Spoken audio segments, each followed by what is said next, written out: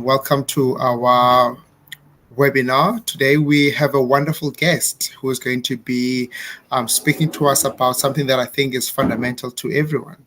So I would like to welcome Mr. Kevin Sherman, all the way out from the United States of Tableview. Kevin, welcome. Who are you? Tell us why are you here, my brother? Thank you, Asetu. Why am I here? That is a good question. I came to South Africa 16 years ago. Oh, wait, that's not what you were asking. We're here to tell you about Gmail, and I'm actually here to tell you about how to make Gmail work better for you, especially in a school environment. Hmm. But first, I do want to give us a little plug. Asetu and I work for Cloud Education Solutions, Cloud EDU. I know you South Africans say edu, but that drives me crazy. We are the Google for Education partner in Africa. We are the go-to company for Chromebooks, Chrome OS Flex, which is going to help turn your old ancient devices like your old PCs into a Chromebook-like experience. So if you've got old machines and you want to extend their life, that's the thing to talk to us about. We do professional development and training, and I hope today you get a sample of what we do. And we also do technical deployments and technical audits of your G Suite platform, Google Workspace, not G Suite, your Google Workspace platform to ensure that you're following best international practice for schools and you've got all that safety and security correctly set up on your domain. And we do a lot of other stuff, but that's all I can squeeze into a 30, 45-second pitch. So without further ado, I want to cover a few key topics today that are going to help make your experience a little bit faster with Google and Gmail in particular. And the reason for that is a lot of teachers end up using Gmail at school, but they never actually get into that Gmail interface in a way that works more efficiently and effectively. Hmm. So let me go ahead and pop out of this presentation. I'm going to hide my camera now because you guys don't need to watch me. And so I will say goodbye face for a little while, but I'll be speaking to you. And let me head over to the Gmail interface. So I have the old Gmail interface set right here. This is when I say old, this may be exactly what you were looking at earlier today. I haven't turned on any customization, but what I want to do today for a couple of reasons is I'm going to show you the new interface, and I'm going to use the new interface for two reasons. One is I'd like you to try it out. And the other reason, if you haven't, and the other reason is as people get into the Gmail platform and as they watch this webinar, maybe 6 months from the time we actually created it, we want them to see what they're going to be seeing in the next 6 months, year, 2 years until Google redesigns things again. So how do I switch to that new interface if you haven't already done so? If you go to your settings, which are up in the top right there, you'll see right at the beginning of this menu item is the try out the new Gmail button. And that will allow me to switch. It's going to ask me, do you really want to do this? And it's going to reload using the new interface. There are not significant changes, but there are a few very useful changes. One of those changes is this panel on the left that you see that has mail, chat, spaces, and meet all built right into the platform. Now, I don't generally launch a meet from here. I don't think I would necessarily, but I often will use chat. And I'll give you an example of Temba, my colleague who I would chat with.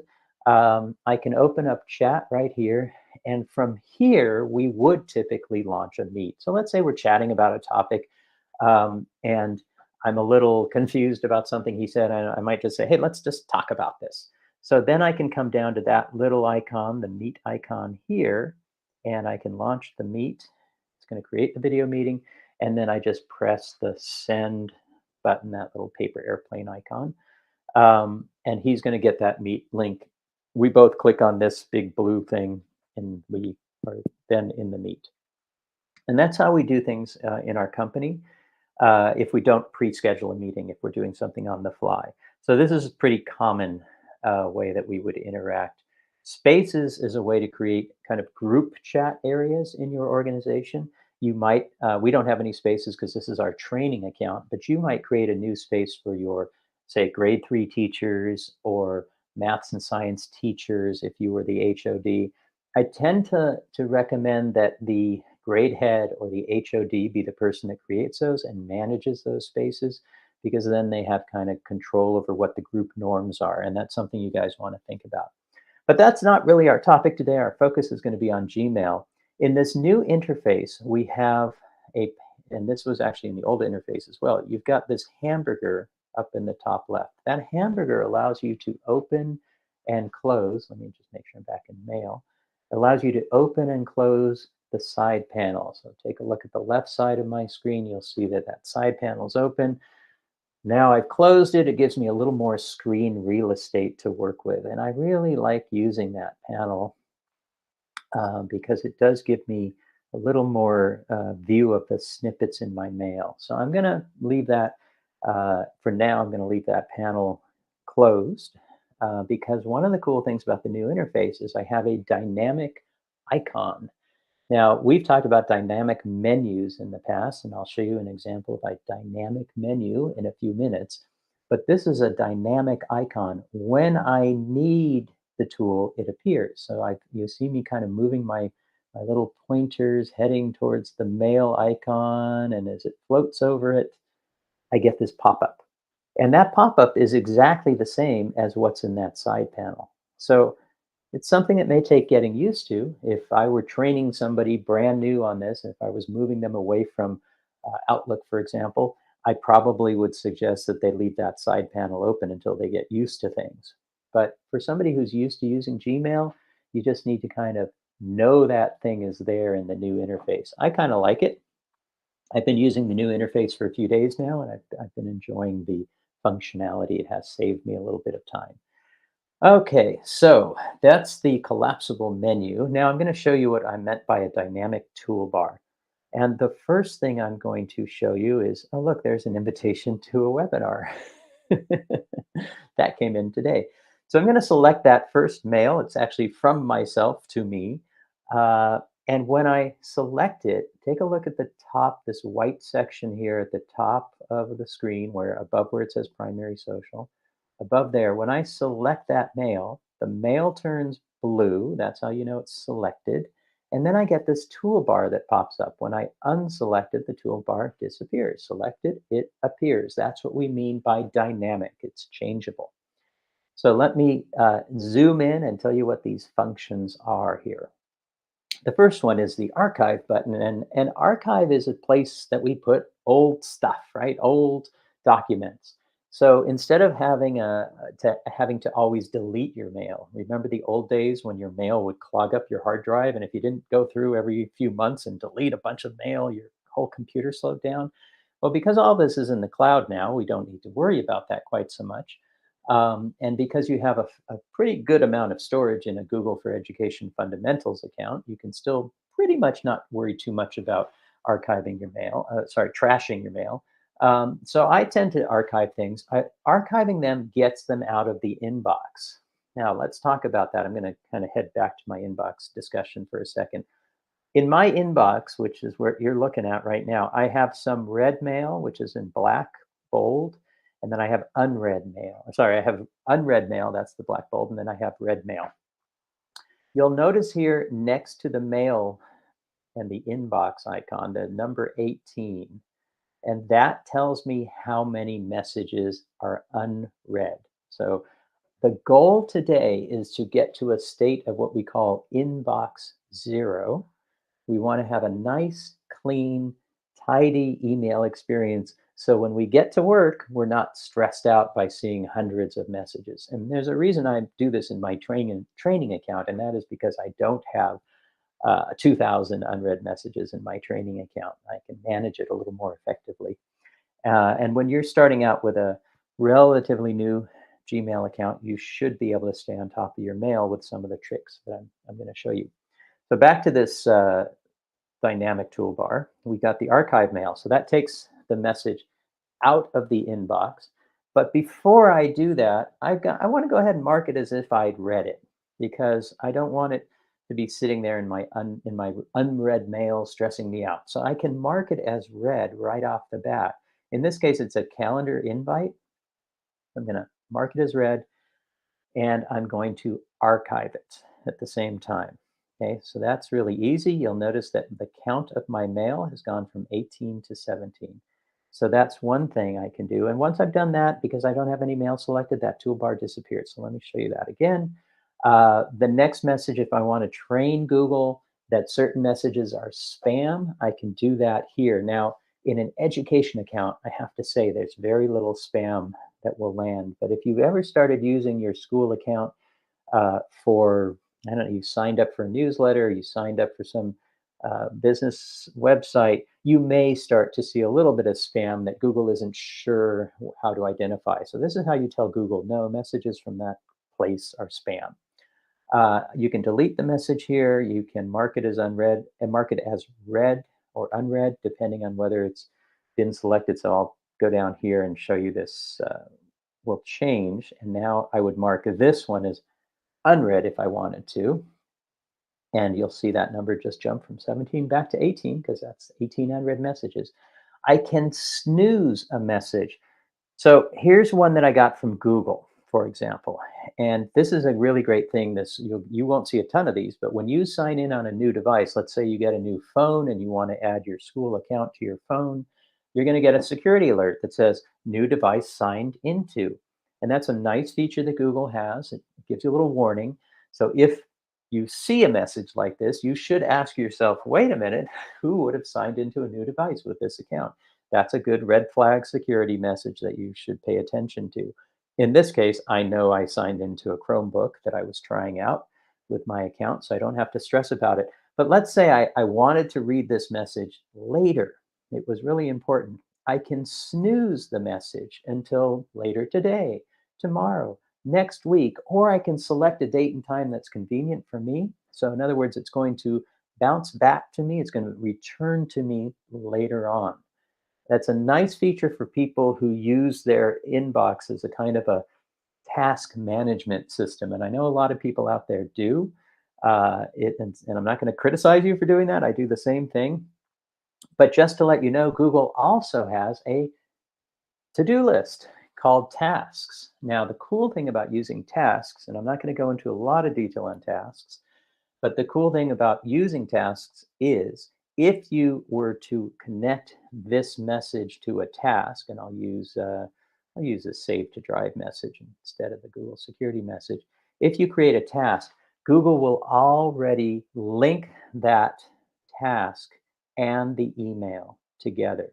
So I can add a task. I already have a few tasks here, but I've got a save to drive task. So it's going to pull the title of the email and use that as the name of the task. But I'm actually going to edit that. So I can change this to task to do first. Not very creative, but it does the job. So I'm just trying to demonstrate that you can, added one accidentally, didn't mean to, that I can do some customization there. But what's cool is I have a date and a time. I can assign a date and time to this. So it will link to my calendar, and there's a task calendar sitting in your calendar. I also have a link back to the original email. So if I don't remember what this task was related to and I created it from an email, I'll have a direct link back to that email. It's really powerful. So it's something to think about using. I'm going to close that up because we're not going to focus on tasks today, but I wanted to show that to you. So that was that toolbar menu item. And then I've got move to a folder or label. We're going to come back to folders and labels a little bit later today. So I'm going to leave that for now. And I'm going to show you templates. Sorry, Kevin. Yes, sir. Sure, that was quite amazing. I just wanted to just find out one thing that I might have missed. I noticed that when you selected one of the messages, that a tools bar came up on top, but even on the right-hand side, there were some tool items there. Oh, yeah. I don't have that on mine. Do you mind showing me how do I activate that on mine? I will show you that. If I go to settings, so there I'm going to go back to that wheel. This time I'm going to go to all settings. I'm not going to take the shortcut approach. This is going to load a lot of stuff, and I'm going to run through a few settings while we're here. But that setting is this one called hover actions, okay? And hover actions will basically give you the ability to access the archive, the delete, the mark as read, and the snooze button right on top of that mail message. So if I had disabled it, you wouldn't have seen that, but I had enabled it. The other one I want to have you guys turn on while we're here is the send an archive button in reply. And I'm going to demonstrate that for you in a minute. So I'm going to turn that one on. I also like to, again, this is about saving time. So I'm not going to show you every single possible setting here, but I'm going to show you a couple that will save time. I've got autocorrect turned on. That's a time saver. So if I misspell something and Google knows the spelling, it's going to do the retyping for me. Smart Compose gives me writing suggestions based on machine learning. So I have to use Gmail for a while, and then Gmail will get to know my writing style. By the way, this is also available in Google Docs, and it's a fantastic feature for saving you time. You don't have to think of every single word. Sometimes Google's machine learning is very effective. And then I'm going to turn on Smart Compose. That personalizes it to my writing style. So it's not just Smart Compose, but it's that personalization. And then the other one I want to have on is Smart Reply. So if I'm working on my phone and I'm looking at email on my phone, you may have noticed you get these three little possible replies when you're working with Gmail on your phone. That is what Smart Reply is. And so when it's available, you can get these suggested replies, tick a button. If you turn that on here, it will also be available in chat, and that can be a big time saver as well in chat. So those are the ones I wanted you to make sure you had turned on. As long as we're here, I'm going to head over to advanced, and I'm going to turn on the templates because we're going to talk about templates next. And so under advanced, you don't have a lot of possibilities here, but there is templates available. We're going to be showing you templates, so you want to make sure that you have enabled templates, which is the second one down. And I hadn't changed any settings, so let me find one to change, and that way you can see why you might want to just find one. Reply. It's my default behavior. That's a good one to change. So you'll notice whenever you make changes in settings, you have to save those changes, and you will have to then reload Gmail. It's got to kind of go back to the web and pulls it all back, and those new settings come down from the cloud. So those hover actions that Setu mentioned, if I just float over the messages, you'll see right here, there they are. I can do stuff right here without having to open the message or even select it. So again, these are hover actions. Those are a nice time saver. Let me quickly show you scheduled send. And so let's say I've got an email. This one's about a form. Let me find one that's a little more relevant, maybe. I'll respond to myself. So I did a training called G Suite for the Littlest Learners. And so I needed to be sure that I had that Meet link available. So I had to send people the Meet link. Now I want to reply to the people, and I don't want them to get that. You can just ignore what's above the line here, but I don't want them to get this message until later on. So let's say I'm going to say reply, blah, blah, blah. There's my message. Doesn't matter what I'm saying. What the key thing here is I want to schedule send this. In other words, I want it to go out not on a Friday afternoon at 4 o'clock. I want them to get this maybe Tuesday morning, because we're in the middle of the holidays here. Sorry, I'm going to undo that because I didn't send that in the right time. I want to send it, as I said, Tuesday morning. So I could do tomorrow, but it's a Saturday. I could do Monday, but 8 a.m., people are coming back from the holidays. Might not be the best time if you want their attention. So I'm going to select Tuesday at, say, not 1700. Let's do 10 in the morning. Okay, so they might catch it during tea break. And that I can schedule send that response. So I press the schedule send button, and you'll see a little banner here, so you know that it's scheduled. That's nice to know. But the other thing is it's going to be sitting back in scheduled now. Now you didn't see this before. That wasn't that would have been an empty space, not an empty space, but it wouldn't have been in the list because I had no scheduled mail. So that option won't appear unless you have something scheduled. So don't panic. If you don't see it, it means you don't have anything scheduled. But if you need to, it's like, oh, wait, I want to add something to that message, you go back to scheduled send. You'll see all of your scheduled messages.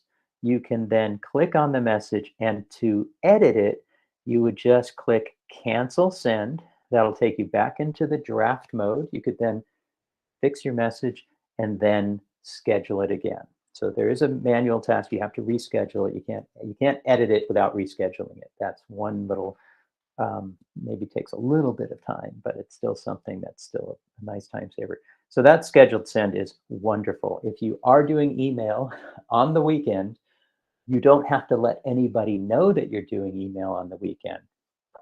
You can schedule everything to land first thing Monday morning. They'll think you got up early on the morning of, you were doing your work early, and really impress them with that. So that's something to consider. All righty, let us talk about templates now. So templates are a big time saver.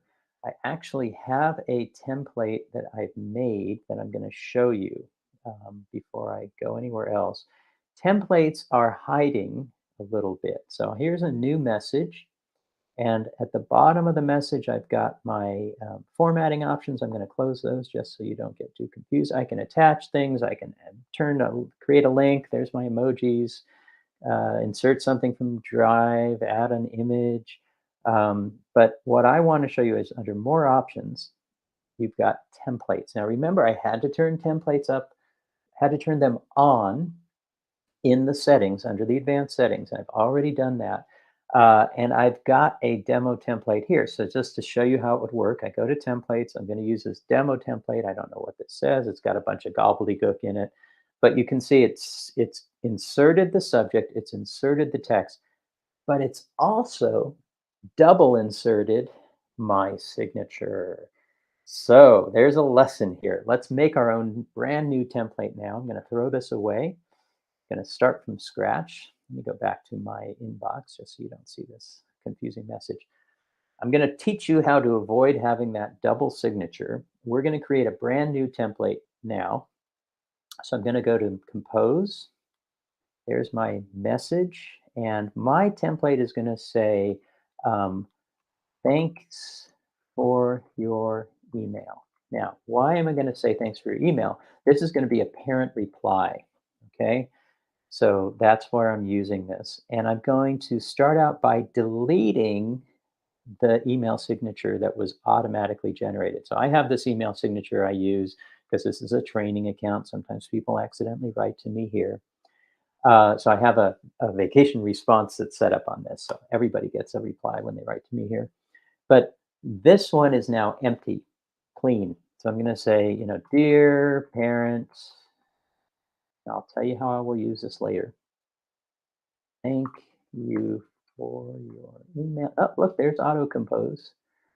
I will reply to your message.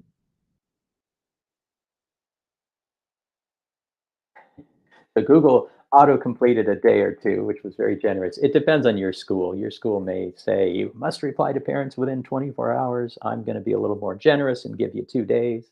If a parent wrote to me on a Saturday, I certainly would not expect my staff to respond on Sunday. So I think that's a reasonable response. Now, I can leave it at that. I can say thank you, but I'm not going to put my name. I'm not going to put any signature because that signature that I already have sitting in my Gmail is going to automatically be generated. What I am going to do, though, is come down to my more options, my three dots. Let me just zoom in on that. And this is where it gets a little dicey. You got to be careful. There I am moving my templates. I got to go up to those menus, and I'm going to save draft as template. So I've got to kind of get across to there, and I'm going to create a new template. So this is the hardest part of doing this. You need to be kind of careful with your use of your mouse or your trackpad. But I'm saving a new template.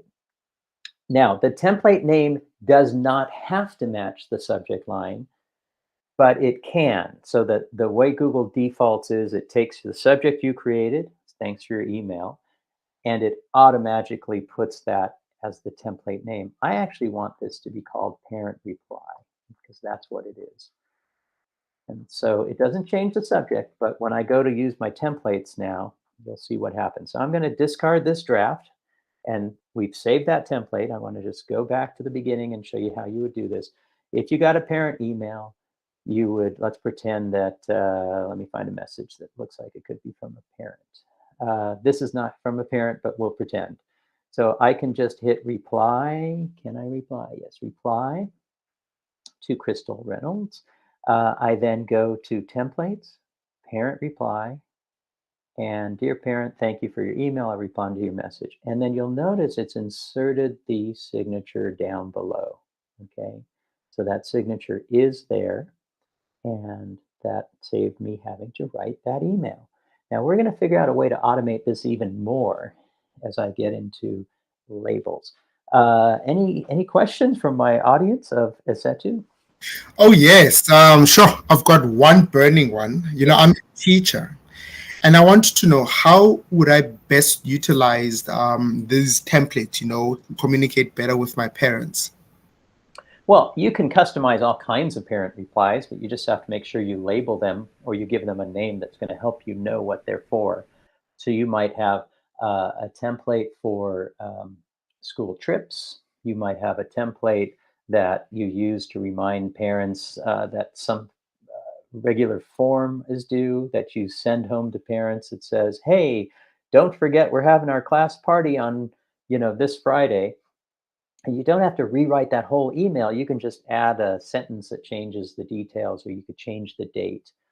So there are all kinds of ways you could use templates. In my work account, I probably got about 20 templates sitting in there that I use all the time. Some of them are outdated. I do need to update them now and then. But you can think of all kinds of communications at schools. If you were the school secretary, for example, these templates are a lifesaver because, right, they're always getting questions about, where will I find the uh, application? Where will I find your fees? Where will I find this? So for secretaries especially, templates are a huge time saver. Okay, let me talk a little bit about labels now. So I mentioned today that part of our goal is to clean up our inbox. In this case, though, I'm going to open that side panel so we can see what's going on here. Now, you'll notice I've already got a few labels that I've created. I've got assessments, I got district circulars, and I've got one called Cloud EDU. Now, the first thing I want to do is show you a trick for putting these in the order you want them.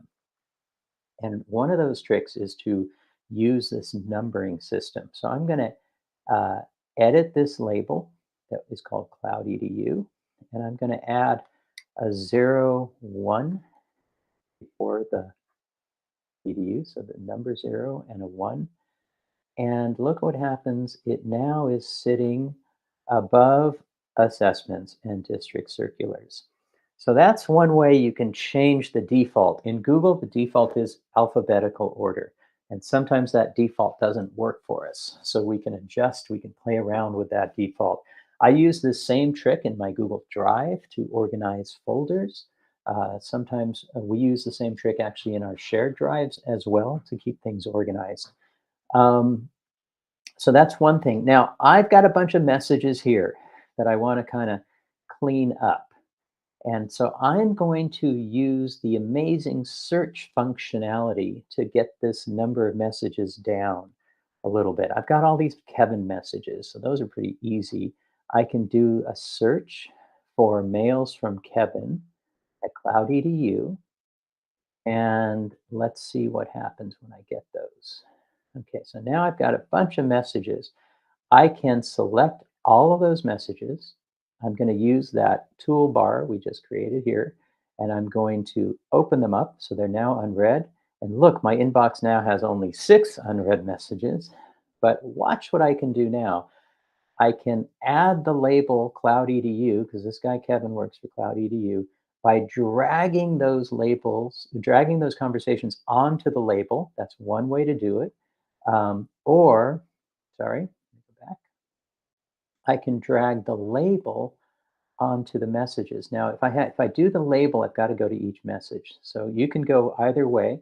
In this case, though, I'm going to drag these all and label them Cloud EDU.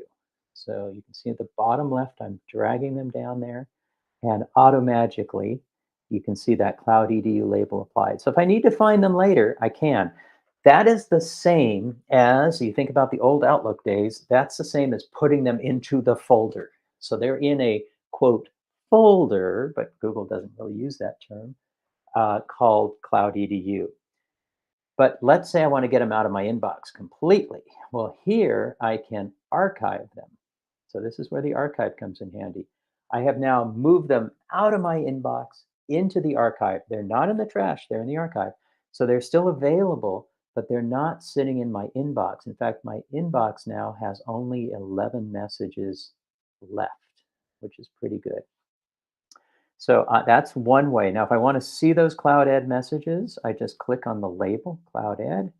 There are all those messages there. Okay, there are a couple from Temba. We're going to deal with those in a second.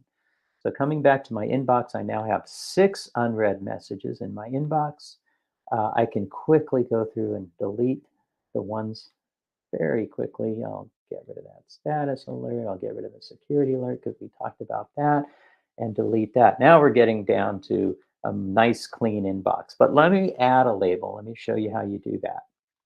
So under Cloud EDU, I want to add a new label. So I can add that label here by adding a sublabel, or I can go to the more or less pane. See what I'm clicking on here? I'll zoom in a little bit. I can do more, less. There's a create new label down there as well. So let me just start by making the Temba emails. I want to take all Temba's emails and put them all under one label. And I'm going to nest that label. In other words, I'm going to give it a sublabel under Cloud EDU. Why? Because Temba works for Cloud EDU. And you will meet Temba in some webinars that are coming up. So I've got the Temba email. It's kind of boring. This is the default, that dark gray. I'm going to change the color. So let me give it a label color. In this case, I'm going to customize that color just a little bit. Well, I've got a custom color that I made, so this may look familiar because I'd already made this custom color. But I'm going to use, for Temba, I'm going to use this background color, blue, and I'm going to make the text kind of this yellow, because that makes it, you can see how that label is going to look. You can see the preview up here at the top, and that makes that pop visually. And then I'm going to click the apply button, and now I've got that Temba email label. Now, how do I want to use that label? Is there a way I can find Temba messages and apply that label and maybe clean up my messages here? So you can see I've got 15 messages. They've already got a Temba label, but let me just do a search here. Let's say I've got some old messages. So I'm going to go up to the search bar. I'm going to search for Temba, Cloud EDU, and whoa, I have nothing. Okay, so let me go Temba at Gafe. That's his other account that he would have shared stuff with me. And here I've got a few messages, and some of them are unread. Okay, so they weren't in my inbox, but they were unread. So this allows me to kind of clean things up. I'm now going to actually create a filter. So I'm going to use this search tool where I've got, instead of includes the words, I'm now going to move that to from Temba. Okay, get rid of the includes the words. And I'm going to create a filter. So anytime I get a message from Temba at gafe.coza, something is going to happen. Let me create the filter and I'll show you what I can have it do. I can skip the inbox, I can mark it as read, and I can apply the label Temba's email right there. And I can apply that to the matching conversations that Google found. So if I've got a bunch of messages and they're sitting in my archive or my all mail, I can do things to organize those messages. So I can get all those messages. If I wanted to, let's say Temba was a parent and I had his email, that's where I could send him a template. I could send him a parent reply template mail. Okay. So I could have a label that was parent emails. That's the name of the label. If I knew my parents' emails, and you may not know those on the first day of school, but as you go through the year, you could either collect those emails from your parents at the beginning of the school year, or you can get a list. But you get those parent emails, and you can then train Google to automatically reply to the parent when they send you an email with your template that you've already created. That saves you a ton of time. Now, I'm not going to do that for Template emails, but you have that option. So I'm going to untick the templates. And that's pretty much all I want to do. So I've skipped the inbox when he sends me a message. I'm going to mark his messages as read. It's a little cheeky. I'm going to apply the label so it goes in the right place. And I'm going to apply it to some previous conversations. So here we go, create that filter. And now if I go to the Temba messages, which are sitting down here, we see all of those labels applied. Oops, sorry. Where did they go? I think I went back a step. Sorry. Okay. Temba emails. I feel like I've done something wrong here with my filter. Oh, that's because I was doing a search. Okay, so there's my Temba emails. I did not apply them. I must have ticked that. Let me just double check. Now, these are Temba gave. So let me go back and do that again. It won't be bad to show you that trick again. Going to go to search from Temba at gafe.coza. I'm going to create the filter. I've got the 5 matching conversations. I'm going to choose the label Temba email, archive those. And that was it, I believe. Create the filter. So now they're all labeled. Okay.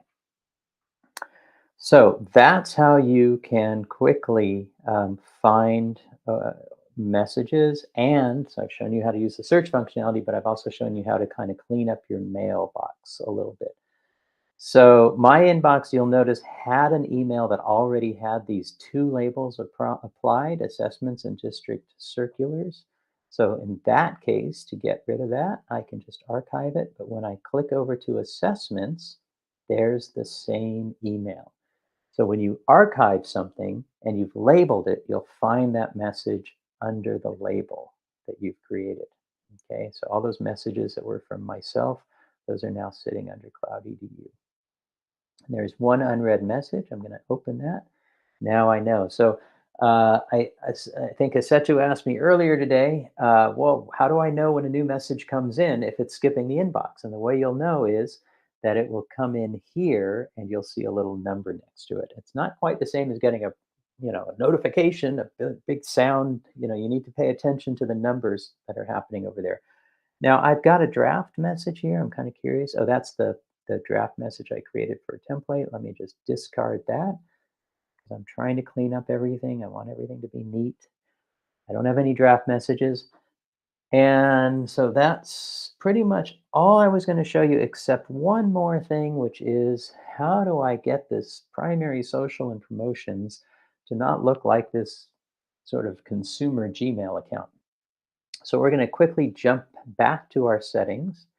And we're going to use something called Priority Inbox. At least that's the one I like. You're welcome to try out the other inbox styles here, but I always show people Priority Inbox.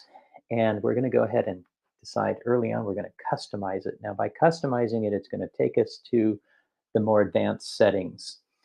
And we're using the inbox type Priority Inbox. So if you want to change it back, you could change it back to your default if you wanted to. I'm going to use Priority Inbox, and I'm going to change some of these options. So I've got the first option, let's say, was sorry, I'm going to change these to what would what it should have looked like.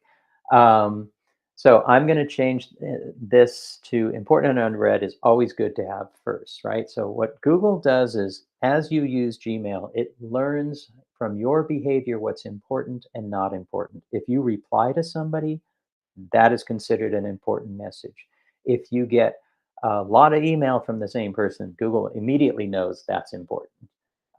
If it's somebody in your domain, generally Google will treat that as important. If it's from outside your domain, Google will probably put that under everything else unless you either respond to that person or there's a way to train Google that it's important. So I'll come back to that. The next that I'm going to use though is more options. Under more options, I can actually use my labels. So let's say I had a label that was from the principal, or in this case, district circulars. I'm going to say that's important, right? But if you've created a filter for parent emails, for example, and you had a label for parents, you could have that section there be more options and then select your parent emails. I'm going to go ahead and select the Google from Google in lieu of having a parent label because I didn't make one. And then you want everything else. So you still have line of sight of other mail that comes in. You don't want to necessarily make all of these um, customized labels. But I'm basically using two labels. That's the district circulars and the from Google. I've got important and unread, and I've got everything else. Now, in my work email, I use a totally different set of headings, but this is the one that makes sense to show you guys. But I do use priority inbox. I just have a different system for my work. And I'm going to go ahead and save those changes.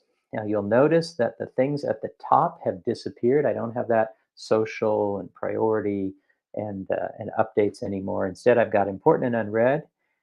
So I can see what I haven't read and decide what do I want to do with this stuff. In this case, all of these are from old training sessions. I'm going to take all of them. Sorry, not all of them. I'm going to take all of these, important and unread, and I'm going to get rid of the important sign. So that yellow flag right there is what teaches Google whether a message is important or not important. I'm going to teach Google that none of these are important. And then I'm going to automatically get rid of them because I don't need them anymore. They're going to leave the archive. So congratulations, I've read all the important messages in my inbox. Woohoo! Then I've got my district circulars. I can see there's one mail. It's been read. I can close that. I've got that email from Google. That's important. Final notice. I'll keep that. But I'm closing that up. And I close up important and unread. Now my mail is looking pretty good. I can quickly get rid of these Pinterest emails. I don't need that. Those can go in the trash. I've only got a few more. Oh, book creator. Maybe I want to keep that. And text help, I'll keep that. But I'm going to mark them as read and archive them. These last few ones here. Yeah, I don't need to see these either. I'm putting them in the trash. And lo and behold, I've got this amazing state of inbox zero. There's not much to look at. I've got that district circular, I've got the message from Google, and then I've got nothing in my inbox. Oh, I'm so relaxed. And I can see I've got a scheduled message, one scheduled message that's going out sometime. I could check it if I wanted to, but I happen to remember that's going out on Tuesday. So that brings us pretty much to the end of today. I want to thank you guys, and Asetu, thank you for hosting. I just wanted to use this slide because I went to the trouble of using that Bitmoji. So I wanted an excuse to show it, but I'm going to actually leave the slide and turn my camera on actually to be a little more personable as I say goodbye. But thank you guys very much for watching today. Setu, thanks for hosting. Thank you so much. You know what, when you were going through the last part, because I wanted to ask you a question. how do I manage my own? I mean, I know how to label and how to prioritize, but I think you touched on it in terms of what about the others, the ones that don't necessarily need to have, or that they don't have the right labeling, like your Pinterest and all other emails. And I could get the sense of, so how do I, using the priority, am able to then reorganize which ones I need to archive, which ones I can just delete. Man, you made my year. Well, I covered a lot, and I covered it very quickly, so you might want to watch again. But please, everybody, let folks know if you enjoyed this.